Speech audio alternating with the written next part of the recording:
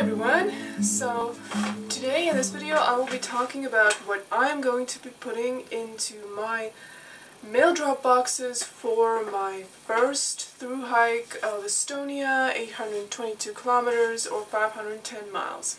Estonia has, as of now, 2 long distance hiking trails, and along these trails are these state forest management visitor centers which provide many services for hikers. For example, you can collect stamps and points for which you can use some kind of benefits in the next visitor center that you visit. One of the benefits that the visitor centers offer is for you to store your resupply for your hike. Since I'm aiming to do this hike as a continuous hike, then at first I didn't think that I would use this mail drop option because I thought there would be so many, resupply options along the way that I wouldn't really need to do this. But then I gave it a second thought and I decided to use it. Now, one of the reasons I am going to be using this mail drop resupply is the fact that I have a very old stove. The stove that I use is about 20 years old, and actually I'm going to show it to you. So this is the stove that I'm using. This is very old, big, but it's a very reliable stove and I like it. The problem with the stove is that these fuel canisters, they do sell them, but they don't sell them everywhere. They're not available in every hardware store, and it's not the most commonly used gas canister that I've seen. And although you can buy gas canisters in the visitor centers also, they might not stock the one that I need. So fuel is my #1 reason for using these mail drop resupplies, and it's going into every one of my boxes.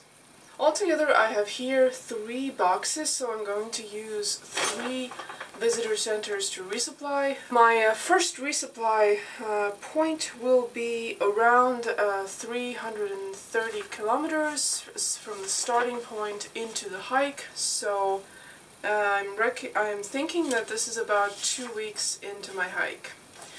I will be starting out with a bit more fuel. My second resupply point will be 450 kilometers into my hike, so it's almost in the middle, and the third one will be 642 kilometers into my 822 kilometer hike. So they're quite evenly distributed.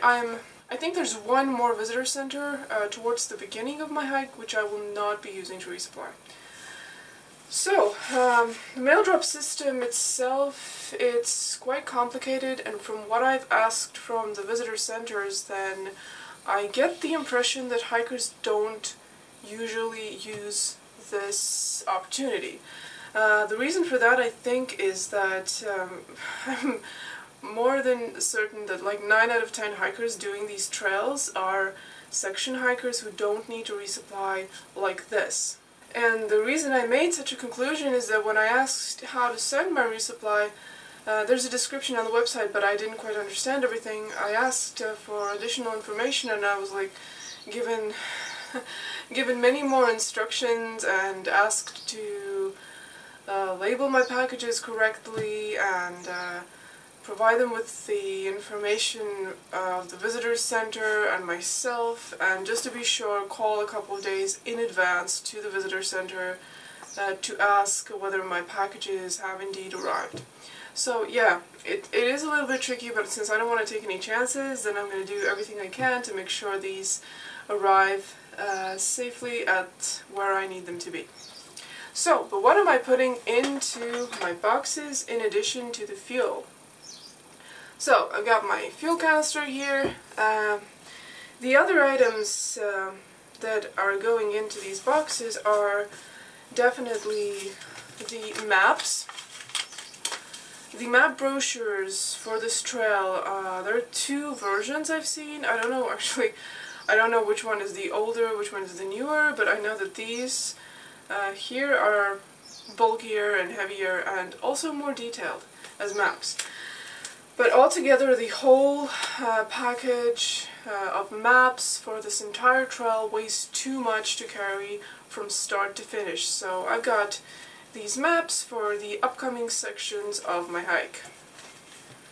So, I'm also taking with me a couple of envelopes. Well, I'm taking them with me, but I'm putting them in the box. A couple of envelopes so that if I want to send the maps home of the sections that I've already hiked, then I can do these like this. I've also got stamps in here. Then I've got some medication. For me, it's allergy pills and magnesium that I'm sending ahead. You could get these from the pharmacies, but since I just happen to have them, I thought, why not? Here's a little roll of athletic tape for blisters. Here is, actually this is some hair product, but yeah, I really do need this, and I don't want to take all of it with me from the beginning. Then I got a razor blade. I've got my favorite granola bar, 2 of them. I've got some instant coffee. These can also be bought from like almost every store along the way, but since I just bought a 10-pack and I want to carry all of these with me, then I'm just gonna put a couple of these, throw in the box, and let them be there for endurance events. But I'm thinking that this could be a morale booster for some really long stretches of hiking that I know are going to be boring and tiring and so on. Then I'm putting into my Maildrops also some food mixes, some dry food mixes that I've made. I've got, in my first resupply, I've got 4 breakfast mixes. These are just different flakes, like oat flake mixes. They're going into my first resupply. Then I've got some tea. Again, I could buy tea along the way, but I don't want to buy a whole box and just carry it until I drink it. Then I can just, you know, have some smaller amounts with me. Then I've got a pack of rice ramen. Reason I'm sending this in my Maildrop is that rice ramen is difficult to come by in like these smaller village shops. They don't usually stock things like that, and this is just my preference, so that's going in. And then I've got these fire starting cubes, which I will probably leave out. We have had a seriously dry month, and all the forests are like super dry, which means there's a huge forest fire threat, and all fire and flames, open flames, are banned from the forest, which means that if nothing changes within the upcoming weeks, I might have a problem with my fuel and my stove, because I might not be allowed to use them at all. So that was everything that went into my resupply boxes. I hope this system works out for me. I'll let you know how it goes after the hike, and I will probably do a follow-up video on how the resupply system works in this country. And in the meantime, go outside, go for a hike, and I encourage you all to visit Estonia and come here to spend some time in the nature. So thanks again for watching. If you found any value in this video, go ahead, like, subscribe, and check out my website, and I will see you all next time. Bye!